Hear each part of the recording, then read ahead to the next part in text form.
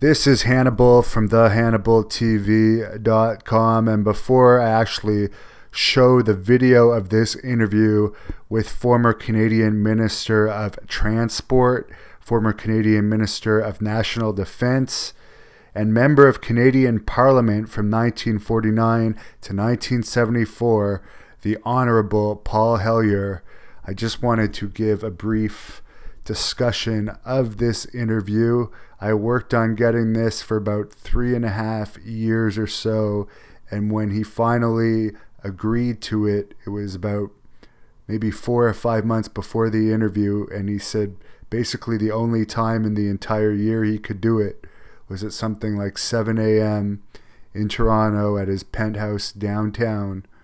So I made sure I made myself available for this interview. I wrestled in Montreal the night before, which is a good 5.5, 6 hour drive to Toronto, and I had to stop in Ottawa in between, which was a bit of a detour. But I made it. I had been up all night, but this was possibly the best day of the year I had in 2017 when I interviewed Mr. Hellyer, because it was a true honor to interview a former official of this rank, and I have nothing but the highest respect for this individual. He's very passionate about the UFO subject. He does believe that UFOs have been visiting Earth for a long time, and that extraterrestrials have actually had interactions with various government officials. I mean, in recent years, the U.S. Navy has actually admitted the existence of UFOs, which they call unidentified aerial phenomenon, which are basically craft that is in our airspace that show traits that nothing that we know of Earth-like could move at these speeds faster than the speed of light, not appear to use fuel, not appear to use propellers or jet engines, and they're performing all these strange maneuvers in our airspace, particularly in U.S. airspace, and there's basically nothing we're able to do about it. So that's a little frightening that the U.S. Navy is admitting that now. I believe that's a step towards disclosure. There's a lot of information out there on the internet, which I research daily in relation to this topic, which I'm very interested in. And this was a pleasure once again to do this interview. I believe this is the last interview that Mr. Hellyer has actually done.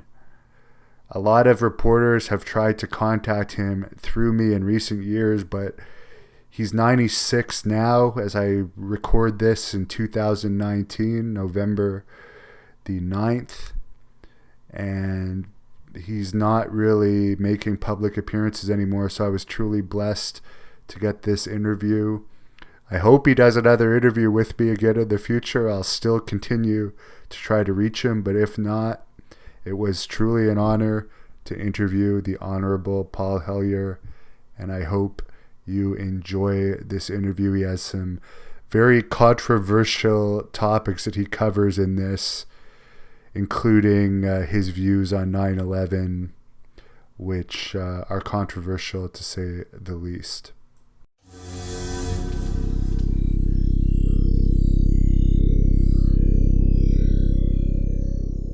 My name is Paul Hellyer, former Minister of National Defence for Canada, and I'm about to do an interview for the Hannibal TV. I'm with Paul Hellyer here. He is the Honourable Paul Hellyer, former Minister of National Defence of Canada, former Minister of Transport, and you spent 2 terms in Parliament as well, I understand. More than that, I was a Member of Parliament for 23.5 years. So that was quite a long while. So just a little bit of background information. Where did you grow up? I grew up in southwestern Ontario, about 90 miles west of Toronto, where I was raised on a ginseng farm. My father pioneered the ginseng business in Canada, And it was actually one of Canada's first export to the Orient in the late 18th century. So it has a very romantic history. Then I went to school there, went to California to study aeronautical engineering for a while, came back, worked in the industry, aircraft industry for a while, joined the Air Force and became a surplus air crew, and then joined the Army for a year, and after that decided to go to the University of Toronto to get even with Mackenzie King for wasting my time, and graduated in arts, which had included mathematics and physics and especially economics, which was my principal passion in life, and graduated in May of 1949 and was elected to the House of Commons in June of that same year. And you also had your private pilot license, I understand? Well, I did. I learned to fly in California. And unfortunately, one interesting point is I was flying over the San Fernando Valley solo the day of Pearl Harbor, which had some interesting repercussions because there was a guy down on the field waving a flag madly at me, and I didn't know what it meant because nobody had told me. So I did a couple of circuits and finally started to run out of gas and landed and got bawled out like you know what, because he said, "Why didn't you land at once?" And I said, "Why? I didn't know what the flag meant." And he said, "There's been an attack on Pearl Harbor." And so it was an interesting part of my life. Later on, I wasn't able to get a Canadian private pilot's license because the government stopped issuing them during the war. And is it true that you had some participation in the war efforts in the Second World War? Well, just that I was in the forces for 2 years, one in the Air Force and one in the Army, and learned a lot of things, including how inefficient the forces really were in working together. As a matter of fact, they seemed to be fighting each other sometimes instead of fighting the war, and this was certainly a factor later on when I became Minister of National Defense and decided that it was important to unify the armed forces, the Army, Navy, and Air Force, and make them into a single Canadian Defence Force. What every Minister of Defence in the world wanted to do, but as Robert McNamara, my opposite number in the United States, said, didn't have the guts to do. So it was a pioneering thing, and for 8 years we had the best military organization in the world, and then subsequent governments began to unravel it and undo most of the good. Some of it's still there, but not very much, and that's a pity. So you united the Canadian forces when you were Minister of National Defense. What were some of your other duties that you were involved with during your term? Well, I was Minister of Transport, as you said, and when I was Minister of Transport, I was responsible for a lot of things. I was able to make a deal on a West Coast port facility for Vancouver and British Columbia that had been argued about for years, and I was able to bring some skills of compromise and cooperation into the situation, and we got a deal and got it done. And we did a lot of little things like that needed cleaning up, and built an extra bridge to the airport in Vancouver, which is used by everybody in the city who's going to the airport, and a lot of things that were important, and it was actually a very interesting portfolio, and I enjoyed the challenges, which are many, and I think it was generally recognized that I did a pretty fair job while I was there. And I guess you worked fairly closely with both Lester B. Pearson and Pierre Elliott Trudeau later on. Is there any of the two prime ministers that you preferred to work with? Well, actually, I worked with three. I was a minister in the government of Louis Saint Laurent for 8 years, for about 8 weeks in 1957, just before the election. They wanted to reduce the average age of the cabinet, I guess, to see if it would help politically, and I got the nod. And as a matter of fact, I was the first Liberal minister ever elected from the city of Toronto. Now, there had been a couple of ministers, including one prime minister, who had moved in there for by-elections when they couldn't get their own seat. But I was the first one who had ever come up through the ranks in Toronto and won my seat and was appointed Liberal minister since Confederation. So that was, I thought, a little feather in my cap. And then went on from there and tried to do as much as I could in all of the tasks that were assigned to me. I think Saint Laurent was my favorite of the three because he was the last of a kind. He was like fatherly chairman of the board, and he gave his ministers their heads, and then you know, if they didn't pan out, why, that was too bad. But he didn't try and micromanage the departments. That's what ministers were for. Len Pearson was a very jovial kind of person and a wonderful next-door neighbor. He was not really a politician, he was a diplomat. And I enjoyed him, although, as a matter of fact, I don't think he would ever have been prime minister without me, because he was not too highly regarded in the Liberal Party. And I guess because he seemed to be indecisive. And so I helped primarily organized a huge convention-like meeting in Ottawa with more than 2,000 people there to really reinforce his leadership, his hold on the leadership, and managed to do that very successfully by getting Saint Laurent to lay his hands on him despite some violent opposition by one of my colleagues. He was quite a guy, and of course the flag debate was one of the principal accomplishments of his era, but there were many, including hospital insurance and so on, and of course the unification of the armed forces, which was a major achievement in the sense of doing the impossible, because it's almost impossible to change anything of significance in government, and and when you do, it's at great cost.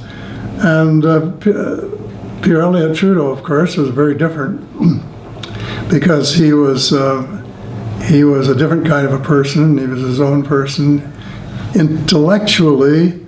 In the sense of a quick mind, he was the fastest, I think, of any of the prime ministers I've known. He had some drawbacks, as we all do, but he was an interesting person to work with, and I guess it was unfortunate that he wasn't more interested in housing when he gave me that responsibility as well as Minister of Transport, because that was the issue in which I had to leave the government, because he had said in effect, well, where do you rate housing in the list of problems for the country? And I can't remember whether he said it was 64th, but it doesn't really matter. It was not, it was not a matter of major concern, when in fact it was one of the principal issues in the country at that time, as it is today. And when you were in your positions of power, did you ever deal with any UFO reports at those times? No, the only connection I had was sighting reports. And I got periodic sighting reports from the Air Force. And frankly, I didn't have too much time to worry about them, because I was fighting a battle, really a war of the unification, and that took up all of my time and emotional energy. So I didn't have a lot of interest in the subject at the time, but these reports came across my desk, and they would identify about 80% of the sightings as natural phenomena of one kind or another. early morning view of Uranus or something like that. And about 20% were unidentified. In other words, they had no explanation for them. And they, of course, qualified as UFOs in the definition of unidentified flying objects. That's what they were, unidentified flying objects, and nothing more. I mean, there was no proof of who they were or where they came from, but we knew that we didn't know who they were and where they came from, and suspected that they might be beings coming from far distances, because we didn't have anything in our technology that was anywhere close to the kind of technology that they had, where they could fly so fast, stop, maneuver, and then take off again with G ratings that would have killed a normal human being. So at that time, you didn't discount that it would have been something extraterrestrial. You just had way too much other things on your plate. You've got it. Exactly. That is the best way of describing it.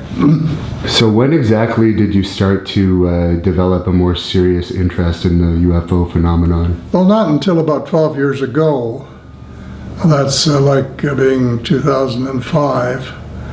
Actually, for some months before that, a young bilingual chap from Ottawa, the name of Pierre Junot, and interestingly enough, coincidentally, I had got an email from him this morning, was sending me material. And I was honest with him. I said, Pierre, I haven't got time to read it. And he was very patient with me and said, well, why don't you just put it on a shelf for a rainy day? And I decided, well, that was the least that I could do, so I just did that. Well, then two things happened. One, he asked me if I would watch an ABC special put together by Peter Jennings, who was an Ottawa boy working for ABC. And I said yes. And so I watched it, and I must say I was impressed, because here were all of these former Air Force officers, commercial airline pilots, air traffic controllers, and policemen saying that they had seen UFOs. And I said to myself, why would they say that if they didn't? I mean, what point would there be to go on the air and lie about something which in many cases would bring some ridicule if they hadn't actually experienced it? So I took that away in the back of my head. And then the other thing, Pierre sent me a book called The Day After Roswell. And I said, oh, that would be interesting reading sometime. I only have about 2 opportunities a year to read books. One is at Christmas and the other is in the summer. If I take a week or 2 at the lake, we have a little place on Lake Muskoka that my late wife and I ran as a lodge for 45 years, and is still continuing now as a housekeeping cabins. And so I thought to myself, well, I'll just take it up there and put it on my reading list. Well, when I went to go for the holiday in, I guess it was 2004, I couldn't find it. And so I took The Life of Pi, which I read with great interest, and I must admit that I was near the end of the book before I could tell whether it was fact or fiction. It was so well written. Well, in the following year, 2005, I was looking for another book and couldn't find it. And lo and behold, staring me in the face from the bookcase was The Day After Roswell. So I grabbed it and took it. I started to read it, and my nephew came along. I said, what are you reading? I said, The Day After Roswell, and he said, well, I'm a skeptic. I said, well, you're entitled to be a skeptic. It's still a free country, more or less, getting less all the time. And so I finished the book, and I said to myself, this is not fiction, because I recognized the names of many of the generals and the airports that were named in the book. I said, these are real people, and I know about them from my days in national defense. And my nephew had gone home, and he phoned me and said, I phoned the general and told him what you were reading, and he said, every word is true and more. Where can I get a copy of the book? So I told him. And in the meantime, and just total coincidence or serendipity, but I think, frankly, the way I believe, I think it was more than that.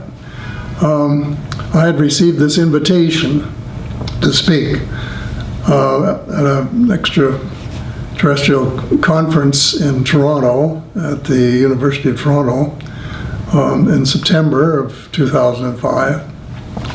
And I had absolutely no intention of accepting the invitation. I'll have to admit, I was procrastinating. I just didn't get around to it. Or thought I was too busy to take the time out to get in touch with the two people, Victor Vigiani and Mike Bird, who were sponsoring it, and let them know that I wouldn't be able to accept. So it just happened that that invitation was still outstanding, and after reading the book, I said, I think maybe I should go to that conference because the issues involved here are so big, huge. The American people are paying hundreds of billions of dollars for programs that they don't know anything about. And things are happening in their country that they don't know anything about. And they should know, because the United States forces, and the Air Force, I guess, is in particular, sort of operate with a shoot first and ask questions after mentality. And I said, heaven knows what they could get us into. You know, if they start shooting at these things, they could get us in an intergalactic war, and that would be probably game over for us. So I was concerned, and I thought, I have a responsibility as someone who has had a job of some authority to say unequivocally what I believe. Well, two things I had to clear. And one was I was getting married a week to the day after the conference. I'd been married to my former wife for 59 years, but she had died the previous year.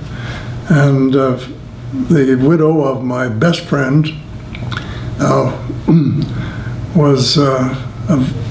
said that she would marry me, so I thought it was good if the two of the four people who used to spend a lot of time together over a 35-year period got together and kept the flag up.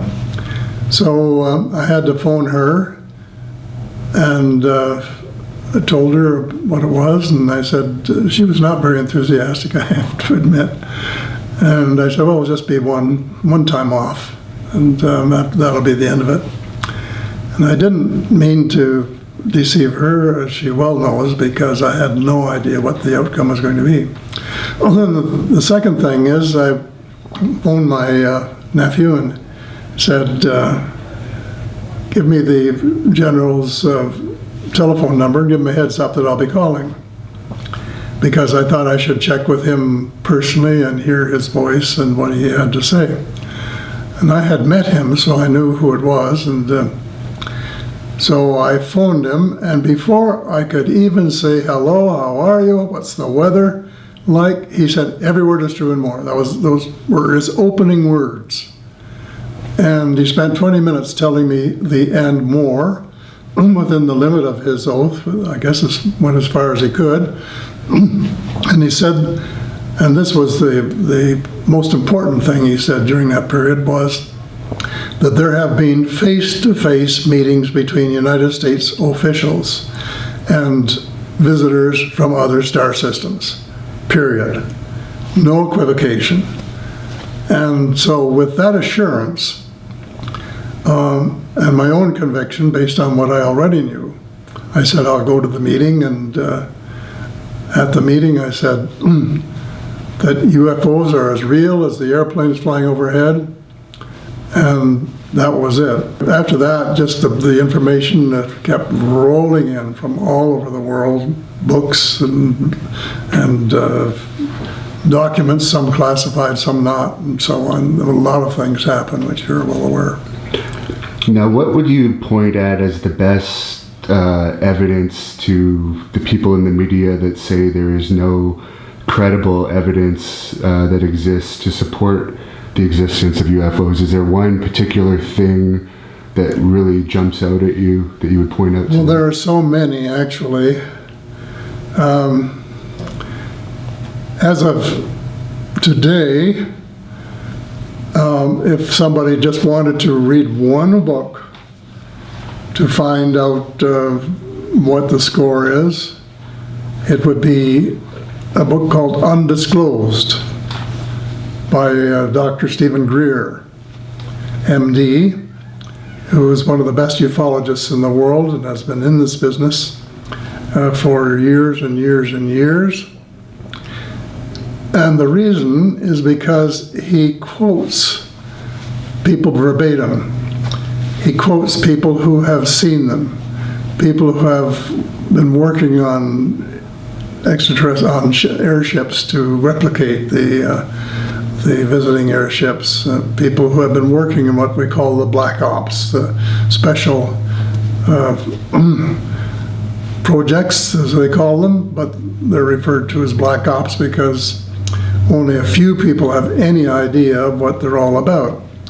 And he has been very thorough in pointing out a lot of things that nobody else has really put their finger on and substantiated them with first-hand evidence. Now, interestingly enough, Dr. Greer was the first person to brief me after I went public. He was visiting Toronto and I guess to make a speech, and so we had lunch on the waterfront, and he briefed me for 3 hours and told me some of the things that he did, including briefing future presidents and chiefs of intelligence who didn't know what was going on because they weren't allowed to know, and gave me a lot of information. And this is his most recent book. He held a press conference a number of years ago at the press building in Washington, where he had a lot of these people speaking on camera. He had one of the largest audiences ever for this kind of an expose. And now, of course, he's getting a much wider view with a new film and with this book, which unlike a lot of books, including my own, are really often secondhand knowledge, which I am convinced are accurate enough to take the responsibility for.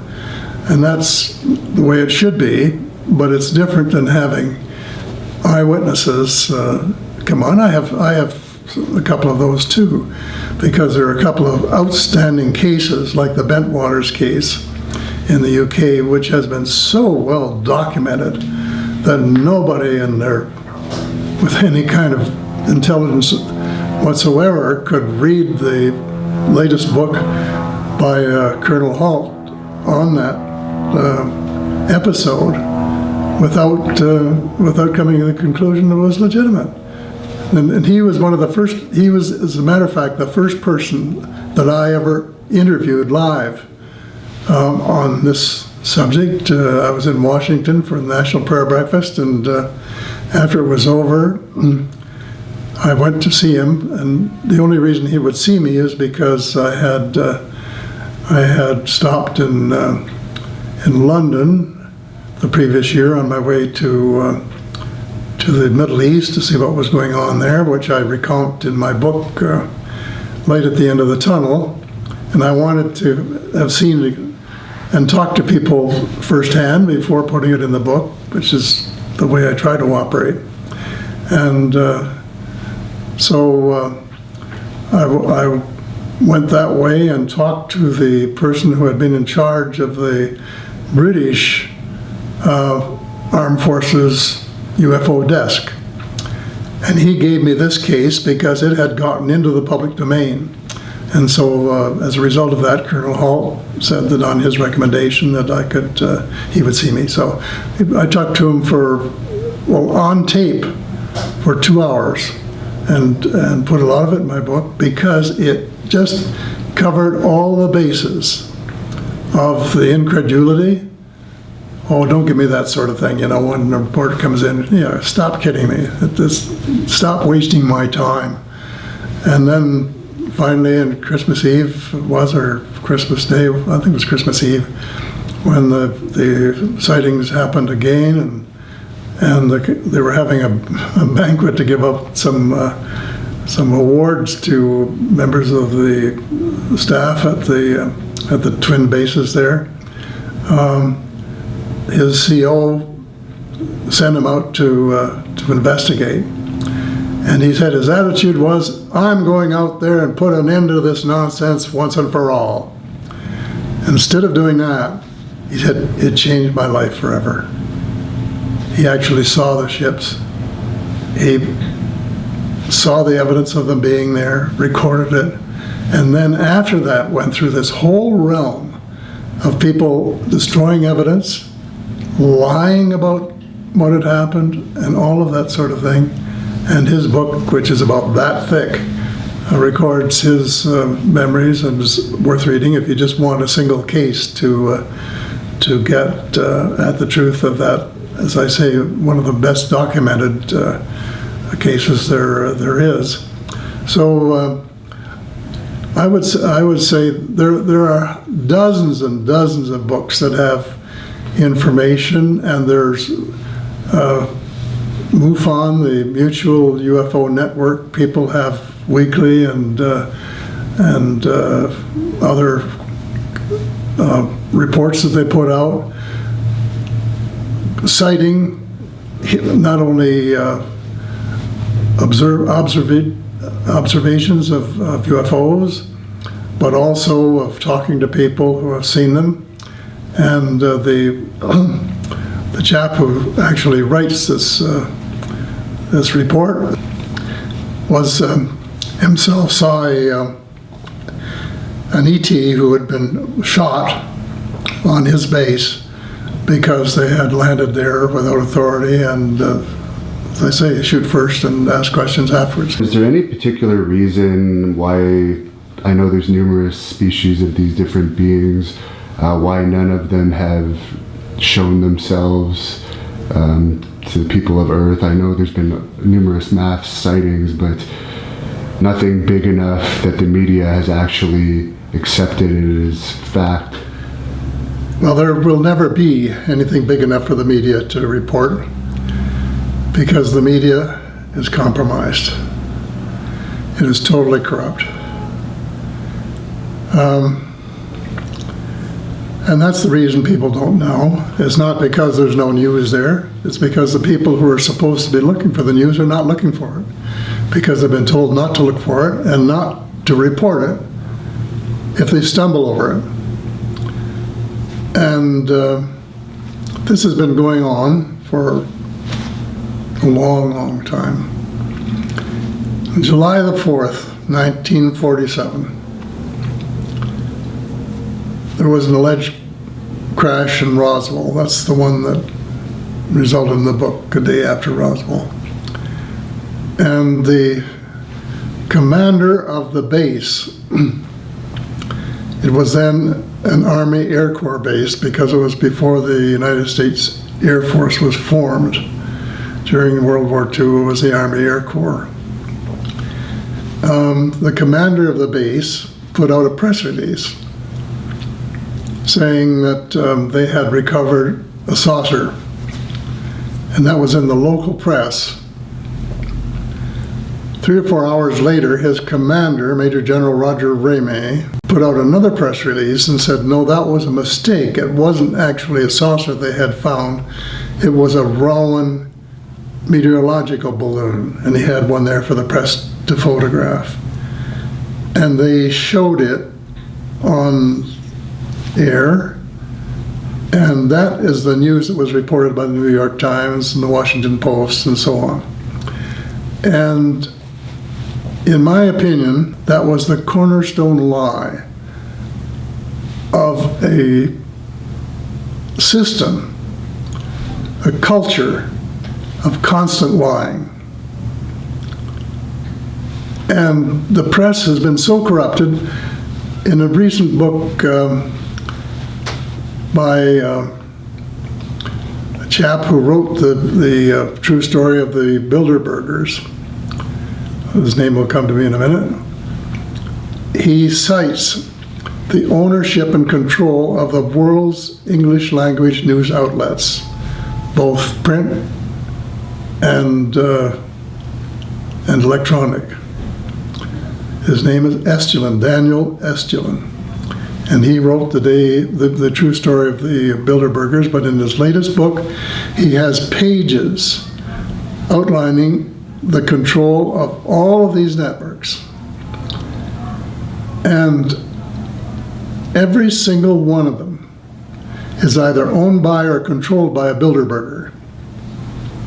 And the Bilderbergers, as I point out in my latest book, latest two books actually, The Light at the End of the Tunnel and The Money Mafia, A World in Crisis, is the most secretive, has become one of the most secretive organizations in the whole world, plus one of the most powerful.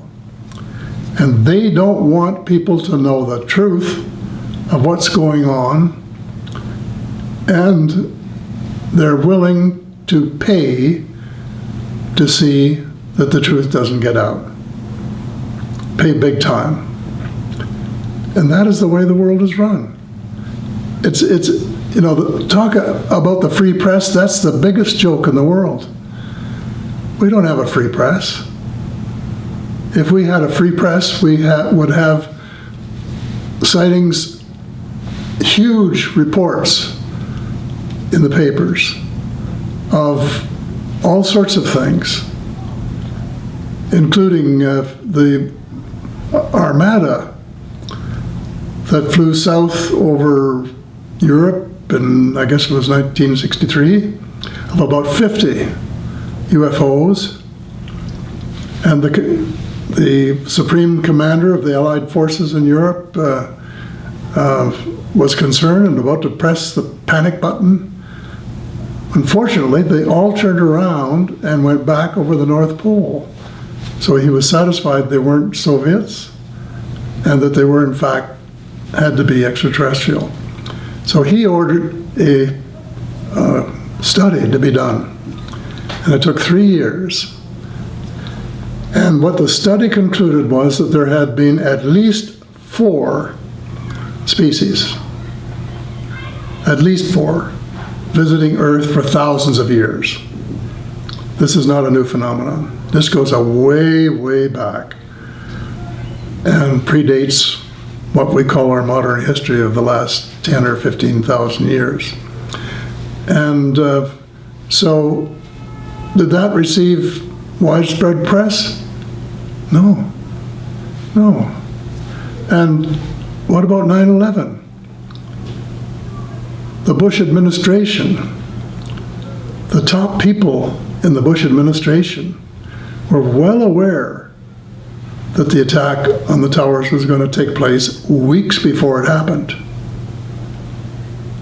Isn't that news? You would think so. Have you read about it in any of the papers? Have you heard them talk about it on any of the big television networks or small television networks? No. You probably have heard people say, well, that's just, you know, conspiracy theory. Jesse Ventura has come out about it.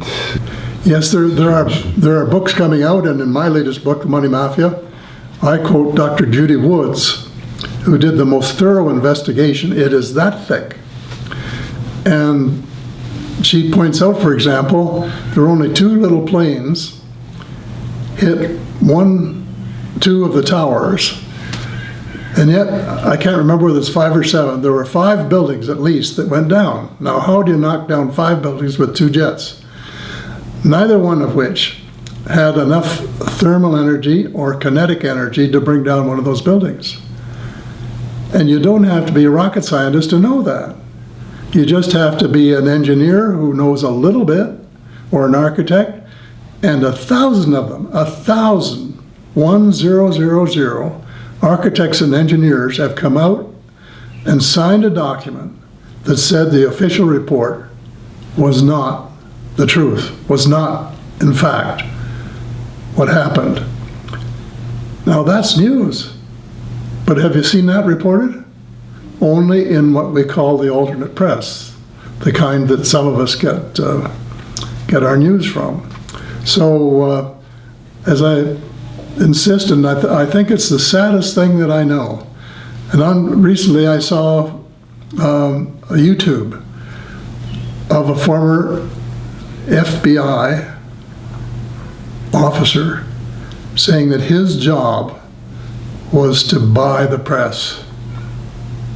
And he went into it chapter and verse of how they would approach a paper and offer them cash, offer all sorts of good correspondence cash in order to write stories that repudiated what was really going on. And this is hard to fight too, because I get correspondence from all over the world, thousands of emails from everywhere. And my great regret is that I haven't got time to answer them all as carefully as I would like to, but that would take every minute of my waking time. And I'm starting on my 15th and I hope last book, which is going to be my memoirs, but it has some other revelations in it too.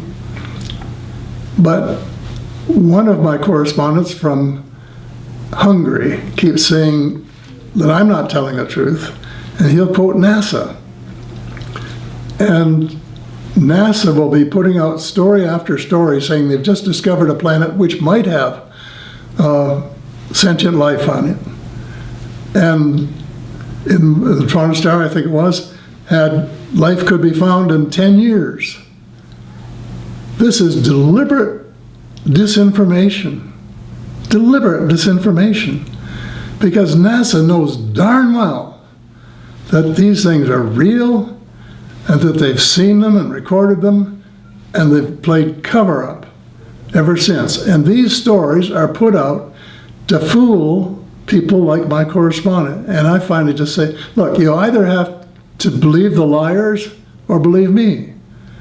And that's your choice, because I'm telling the truth. And that's the only reason I'm here, and I don't get paid for it. So, and he keeps fighting back every time he sees NASA put something out. See, NASA said that these things are not real, and or something to that effect. And I said, well, you have to make up your mind. And somebody had quoted NASA, and I said, well, you're going to have to make up your mind whether you're going to believe the liars, which are the officials, or whether you're going to believe those of us like Dr. Greer and the late astronaut Edgar Mitchell, one of my good friends.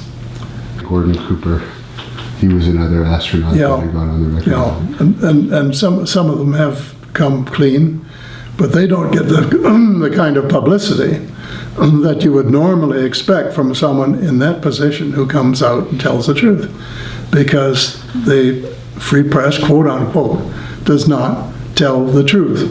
And if you want to go find out what's going on in the world and in the solar system and in the universe and in the cosmos, you will not get it by listening to CNN or reading the New York Times, because they will not print it. This is an old trick of the rich people who run the world. Ellen Brown in the US is a friend of mine, and she's one of the brightest people I know when it comes to money and all about it, which is my bag. That's what I'm primarily interested in. And she said when the bankers persuaded Congress to give them the right to create U.S. currency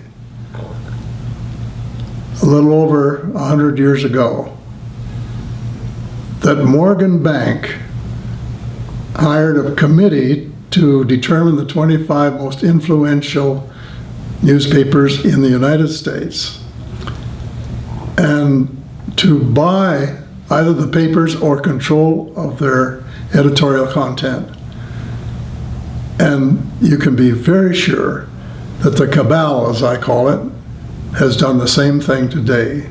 And consequently, that all of the important news that you should be getting, so that you really know what's going on, is edited out before it's seen by you. And you've mentioned in some of your other interviews that there's an alien interest in Earth's atomic warfare. Sightings went up after the last atomic bomb was dropped.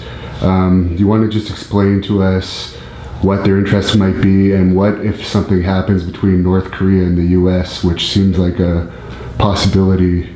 Do you think there may be some extraterrestrial involvement should we go to war, basically?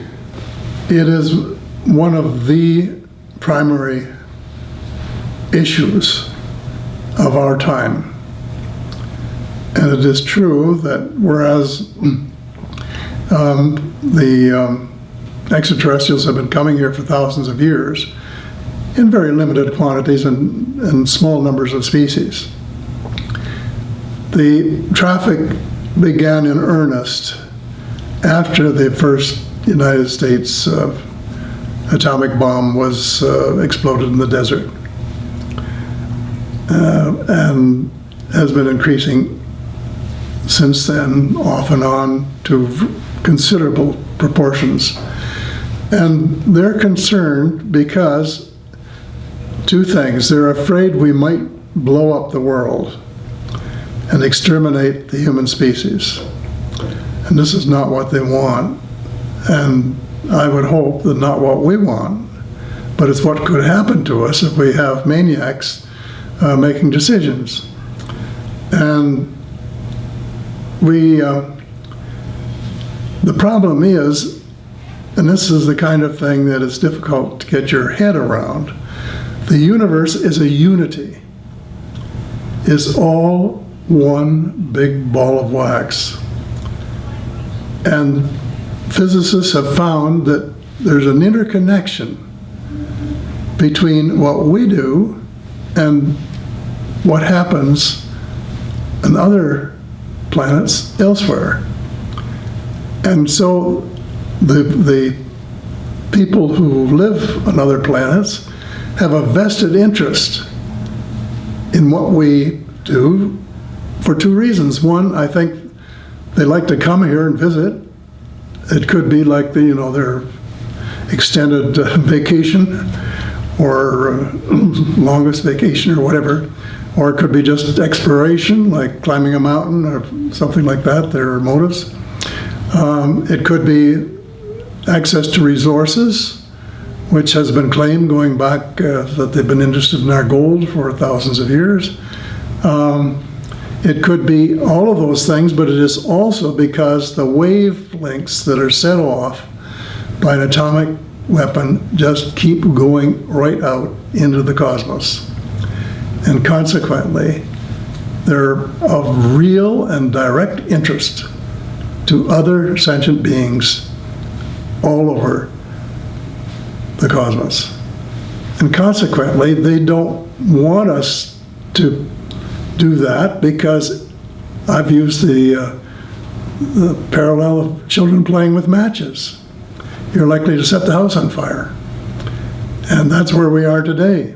And I was frankly, I was very, very disappointed when President Barack Obama, for whom I had great hopes, which were not realized, allowed the Americans just recently, when I say recently, in the maybe 3 or 4 years ago, starting in 2017, working backwards, to build a huge new plant to develop new atomic weapons and to improve old ones. It should never have happened. And it was quite contrary to what he had said when he entered politics, that we have to get the supplies down and get rid of this threat to ourselves and to our neighbors. That is the reason, and there are other weapons now that have been developed as a result probably of interaction with some of the ETs, which are every bit as bad and maybe even worse, that could be used against us if we have a false attack. And I should explain what I'm talking about because it's important.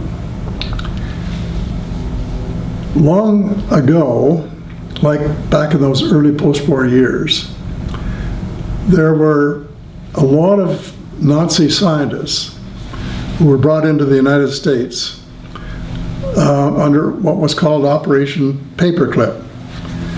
And they were put to work doing all sorts of things, working on missiles and atomic weapons and finally anti-gravity machines, like flying saucers and so on. They became a very important part of what has become known as the cabal and the U.S. alternate government or invisible government, whatever you want to call it. I call it cabal. And they were really, I guess, partly at least responsible, if not totally responsible, for the policy of perpetual war on the part of the United States. And it wasn't accidental that, you know, when the U.S. ran out of one war, that they would start another one. It was part of policy. And one of the spokesmen in this subject that I think is the most credible and is Dr. Carol Rosin, who was quoting Wernher von Braun.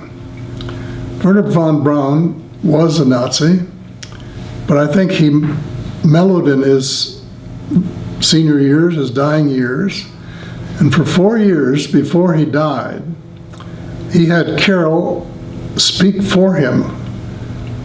At least he would tell her what was going to happen, probably even at some risk to himself, because he was giving away some very sensitive stuff. And he said there's going to be one enemy after another, because there has to be an enemy in order to justify obscene expenditures on armaments. The U.S. had no enemies that could come anywhere near them in a military sense. So they didn't need to spend hundreds of billions of dollars and trillions of dollars to the point where they even lost $2 trillion. Can you imagine losing $2 trillion? Where did it go? Well, I mean, if you want to know where it went into the space program, most likely, but 99% for sure.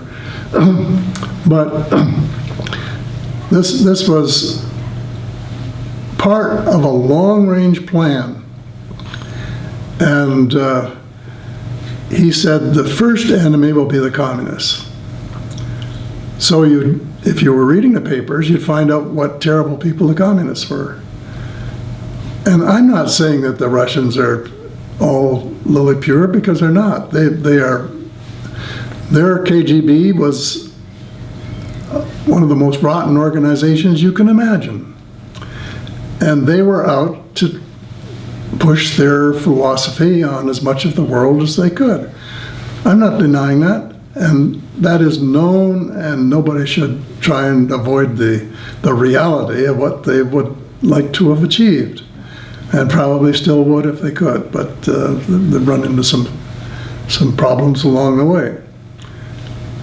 But the new gang set up a CIA based on the KGB. And they are, in my opinion, they've all the bad tricks and more. And they are right in there, and they're part of this philosophy of finding an enemy, creating an enemy, in order to justify the expenditure of hundreds of billions of dollars on weapons, which wouldn't be the case otherwise. So Wernher von Braun says the first enemy will be the communists, and as a matter of fact, today in 2017 you can see them almost, the US almost repeating that, creating anti-Russian sentiment by worrying about the interference that they had in the US election. And it takes quite a bit to get me to chuckle these days, but I really chuckled at the Americans being so upset about somebody interfering in their election when they've been doing the same thing to other countries for 50 or 60 years. Almost every election that wasn't going to go their way, they've tried to interfere, and I know that because they interfered in one Canadian election, which I was involved, so I know exactly what happened. And then he said, the second enemy will be the terrorists. And so when they didn't have enough terrorists, if you go back to the days of George W. Bush, Osama bin Laden told him what the price of peace would be. And he said, no, this is all you have to do is have a fair, a just settlement of the Palestinian question. And secondly, stop interfering in Middle East business. And three, get your troops out of what we call sacred soil. In other words, away from the Arab countries that they were operating in. And that's all you need for peace. And you will be left totally alone. Well, of course, instead of accepting that, George W. Bush said, no, they're jealous of our free elections and jealous of our standard of living and all this sort of thing, was just absolute nonsense, because if they had known anything about the Arab people and about the Islamic religion, they would know that that's just not where they're coming from. And so there were only a handful of terrorists even then, before the Americans might have gotten rid of those by complying with a very reasonable request that Osama bin Laden actually made. But instead of going that route and having peace in the world, which was possible, they said, we don't have enough terrorists. And what we have, are so few that we could look after them by intelligence and police means. And so we'll have to do something to stir the pot, stick a poker in the beehive. And so they dreamed up 9/11 in a document called the Plan for a New American Century that the Pentagon had produced. They talked about these things of getting really control of that area so that the Chinese and the Russians couldn't. And said they had this very ambitious program, but they were afraid the American people wouldn't buy it. And they said, in the lack of something comparable to Pearl Harbor. Now, I actually read the document when that was in. Later, they took it out because it was kind of evidence against the powers that be, and confirmed the fact that they were plotting something, and that something was 9/11. So 9/11 creates the atmosphere, the situation requiring retaliation. And a very large percentage of the American people, I think it was 28%, but I can't remember the figure exactly, but a very large percentage of the American people wanted to nuke them. Well, they were going to nuke the wrong people. That game was put up by the United States and its friends. And the result, as soon as the bombs started dropping on Baghdad, they went from a handful of terrorists to thousands. And they've been increasing ever since, because Americans have been dropping bombs on people and using drones to try and assassinate a person, and maybe killing 20 or 30 innocent people in the process. And so put yourself in the position of the people who are getting killed, their relatives and so on. You would get really angry. Say, hey, what are these people doing? What kind of a moral system have they got when they're killing us and we have no protection? So they created these terrorists by the thousand. And then, this is one of the worst things that I have great difficulty forgiving them for. They invoked a section of NATO, which they said, which was only there to be used in the event of an attack on one of the NATO countries, presumably by another country. But on the basis of those two little planes, the origin of which is very obscure, they said, NATO, now you're going to have to help us fight terrorists. And we want you to buy more munitions and beef up your armies and so on to help us fight this terrorist threat that extends all around the world. Manufactured madness. That's what it was. Manufactured madness. And instead of going in the way of peace, we just have been going in the opposite way. Well, then, after that, according to Von Braun, Carol Rosin actually put another one in the book that I referred to of Stephen Greer, of satellites. And there was a time, I didn't pay any attention to this, when the papers were telling us we had to be concerned about a satellite that might possibly affect the Earth.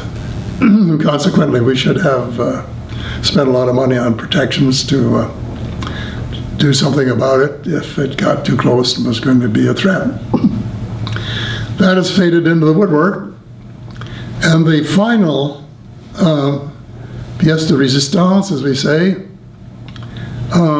was to be the threat of the extraterrestrials. And they have been working on this for years and years and years. Dr. Greer has risked his life by exposing this. And they have built a fleet of airships capable of going around the world and attacking cities just as if they were coming from outside the Earth, with the end of taking over the world. That is the aim of the game. And somehow, first of all, we have got to understand what is going on. And then we have got to persuade the American people, and especially the American Congress, that they have to do something about it, because they're the one that's putting up the money to keep this threat alive and to risk the fate of all of the Earth.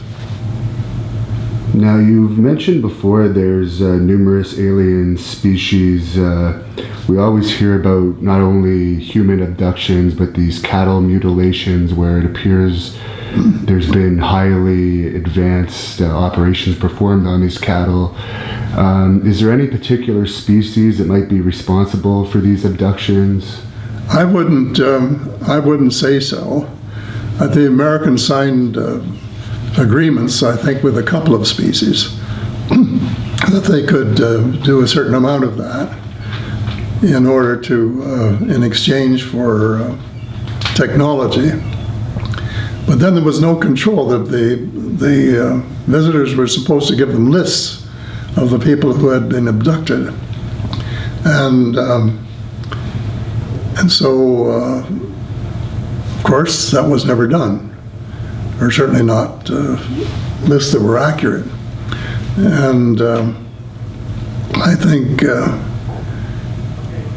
I don't want to pinpoint anyone, but I do want to mention that the mutilations and the abductions didn't end with the visitors. They were taken over by the United States forces.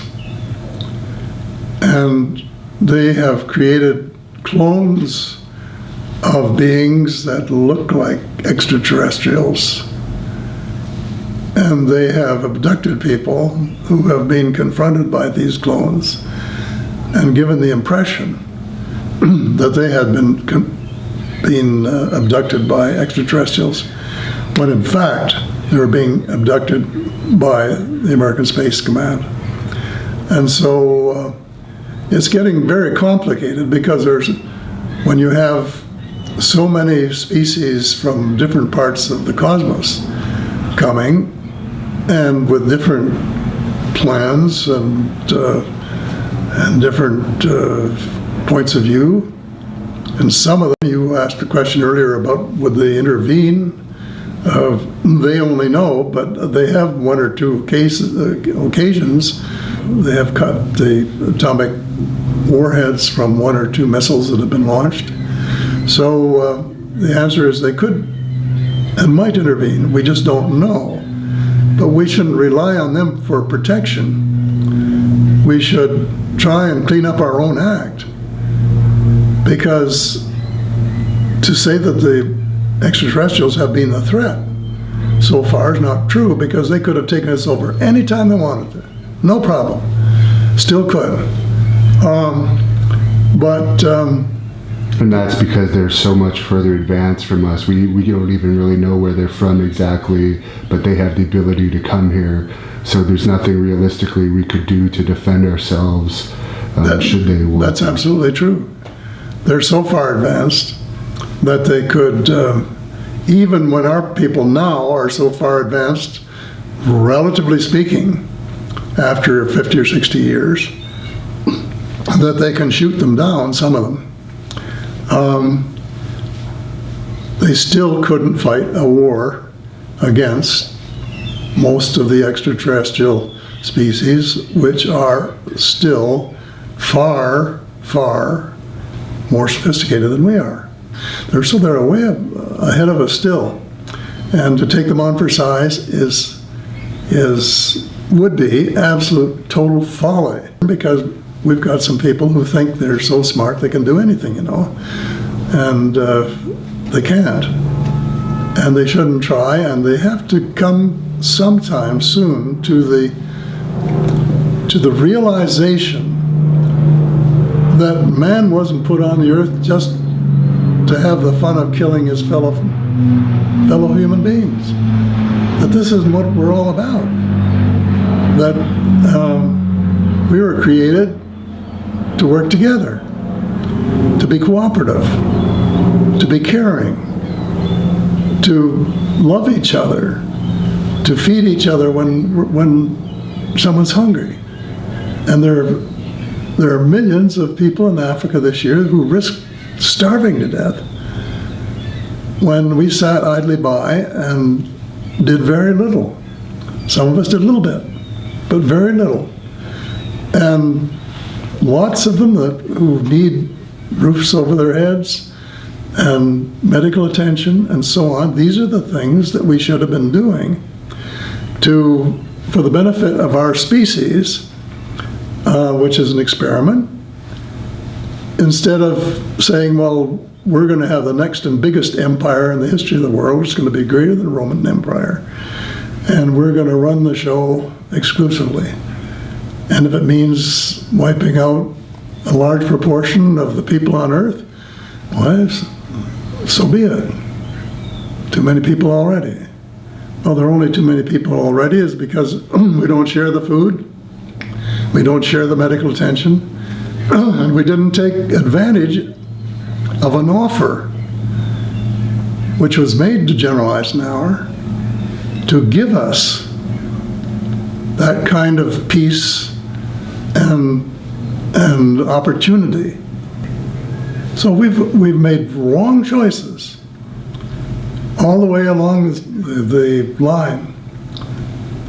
And we've been going our merry way as if power and greed were the predominant characteristics of our species, instead of love and caring, compassion, and mutual cooperation, which is what the Creator intended. So, which way are we going to go? And that's kind of where we're sitting at the moment, because are we going to do what we have to do to avoid this catastrophe that a handful of very sick people are planning to do to us? There are people in the Pentagon that actually think they can have a nuclear war with Russia and live to tell the tale. Well, they're psychopathic. It's impossible. It will not happen because there are so many checks and balances. But even though they don't believe that there's mutual assured destruction, which has been the plan for 50 years or so, since the atomic weapons became widespread, it's more than enough of them around in submarines and elsewhere that it would be. And millions of the U.S. population would be wiped out if they were ever silly enough, the people of the Pentagon, who have been running the show for so long, to start an atomic war with Russia. And let heaven forbid that they are allowed to do that. But first of all, we have to be aware of what they're planning. And it's been reported in a couple interviews that you've mentioned there's a federation of alien species. Do all of the alien species kind of work together, or is there warring species that war with each other? Well, I only know about the Galactic Federation, and I don't know much about it, so I shouldn't talk about it. But they are concerned about what's going on in the world, and they have been working through individuals. They'll pick out a few individuals and visit them, or talk to them telepathically, or send information to them by channeling. I have a very close friend who was writing his second book right now with channeling from a species called the Pesetas. Very few people have heard of it. They have a deal that they won't interfere. But I think that there's also a loophole if things get bad enough that they would make exceptions. But we can't count on them. I mean, maybe we can count on them, but we shouldn't count on them, because they say, you clean up your act. You're in charge, it's your planet, and if it comes to a dead end, it will be because you let it or made it a dead end. Because it wasn't necessary, and you had everything going. It's one of the best planets in the whole universe, and everybody covets the fact that it's so good, and you have been destroying it. And this is something that we've tried to let you know by various ways over a long period. The individual communications always say, look, there are things you've got to do. Stop your clear cutting, stop your fracking, stop using fossil fuels, because there are better ways. And I personally keep pushing and pushing for clean, zero-point energy machines. And in my latest book, Money Mafia, I insist that we should really try to install zero-point energy engines in every car, truck, and tractor, and motorboat and airplane and home in the world in 7 years, if we want to save the planet, if we're serious. And we could do it. People say, don't be silly. Well, I know that we could do it because in World War II, we had to convert every automobile plant, every refrigerator plant, and every washing machine plant into armaments plants to win the war. The war we're faced with now to save our home requires us to do just the opposite, to take every armaments plant and convert it into a plant to build zero-point energy engines for cars and trucks and homes and airplanes and so on. And if we did that on a cooperative basis, with all of the big powers behind it, and all of the rest of us coming along, either for the ride or taking our own initiative, we could do it. It's still possible to stop a very large part of the damage. Some of it's already irreversible in the short period. But we could still save our home, put the fire out, and have a nice, happy environment for millions and millions of people to live for a long time to come. Will we do it? Well, I don't know. Ask your politician, your MP, your congressman, your whoever represents you, what they're doing to have that come to pass, and see what their answers are. And then tell them what you think, if they're not up to speed on it. And there was a big CBC article, and it was on the news across Canada in March of 2013, where the government of Canada came out and said they realized that there is an increasing number of UFO sightings, but the government of Canada is no longer going to be doing any of their own investigations, and instead they're going to be relying on private citizens to investigate these UFOs. Do you think that's a truthful statement, that the government of Canada wouldn't really be too concerned about unidentified flying objects flying over their skies? I don't think so. Excuse me. I think it's typical of the North American influence that our government is just trying to put the people off, saying we're not interested, because certainly NORAD would be still involved in the business, and we're still a member of NORAD. So those sightings would all go into the machine, as they have been for the last 60 or 70 years. There's a YouTube video about you. I'm not sure if you know who Joe Rogan is. He's a UFC commentator. He has an extremely popular podcast. He's on numerous television shows in the United States.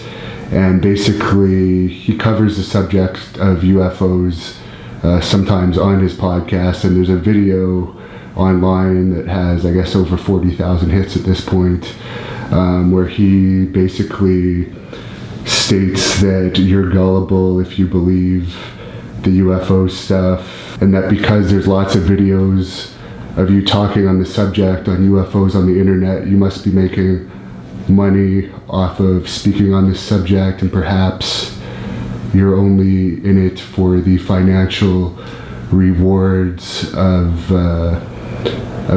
speaking on the subject. So because that video, it's one of the things that pops up when you search your name now, I was just wondering if you had any response. Of course, you answered some of these questions in our interview already, but any direct response from somebody that's kind of dismissed you so thoroughly without really knowing too much about you, seemingly? Well, I think he is obviously part of the disinformation clan. Whether he's being paid to do that sort of thing or not, only he would know. I'm not surprised. I haven't seen it. I'm not even the least bit interested in looking at it, because I've got better things to do with my time. But I've been telling the truth for the last 12 years. And that's the reason that there are some people who don't want the truth to be told, who have to say that I don't know what the score is. Well, they're absolutely wrong. I have probably made the odd mistake. We're all human. And I might have said one or two things that were misstatements inadvertently. But basically, everything in my book is true. In my books, both the first one on the subject, the broad subjects, the light at the end of the tunnel, the survival plan for the human species, and the latest one, the money mafia, a world in crisis, they are legitimate efforts to let the people know what is going on and to sidetrack all of the liars and all of the government employees and all of the journalists who are being paid by government agencies who are out there to misinform rather than to level with the people the way they should be if they were responsible citizens. So forget him. He is, in his own way, like NASA, trying to misinform rather than to inform. And you can get the straight goods from my books. And when I make a YouTube, if there's a fluff in it, forgive me, but it will be as legitimate and as honest and as straightforward as I can possibly make it. And do I make a lot of money out of it? No. I haven't, to the best of my knowledge, ever broken even on a book. And I've written 14. If I have, it would, peanuts. And most of them have cost me money, some of them thousands of dollars to get out there. But I have a responsibility as a citizen of my country and of the world to try and alert people to how they're being misinformed by people like that and by agencies like NASA and the United States shadow government and the United States government in a way that is not only detrimental to their understanding and their perhaps actions, but could be fatal if they don't get the truth from someone. And you're also in your 90s, you're financially secure, and you're putting your reputation on the line by speaking on these subjects. So obviously, it's something you truly believe in. Absolutely. I mean, why? I've just celebrated my 94th birthday. And I have plenty to eat. I've helped quite a few people who don't, and will continue to do so while I have the resources. I am not financially dependent on book selling. I've seldom get more than a very small honorarium if I speak anywhere. I think maybe one exception, speaking to a financial group, which was, a good investment of my time. But my problem, I don't even normally, and I've difficulty with this, take in enough money to pay the expenses of my office. And I've had to put my own money in order to keep up my campaign of trying to let the people really know what's going on. And finally, if a species of extraterrestrials were to reveal themselves in a big way to the public, what means do you think they would do to do it in a fashion? Would they do it and try and avoid causing panic, or how do you think they would do it? Well, this is a hypothetical question. Politicians should learn not to answer hypothetical questions, because the answer is I have no idea, and I'm not worried about them doing it. I am worried about the cabal, the alternate United States government, being the ones that do that for the specific purpose of taking over the world and running it as a dictatorship. And I don't believe you personally have any social media. I could be wrong on that, but for anyone watching this that might not be familiar with you, where could they find out more about you? I know you have your website. Well, apart from my website, which is usually out of date because I don't have to worry about it, I'm now doing tweets and blogs, and I hope to do more of those in the year to come, in anticipation of the most important book of my life, which will be Hope Restored. And I'm hoping that we can get it out sometime about a year from now.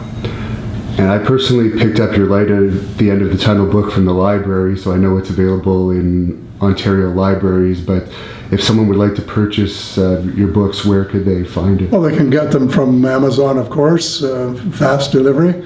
If they want an autographed copy, they can get it from my website, which is paulhellyerweb.com.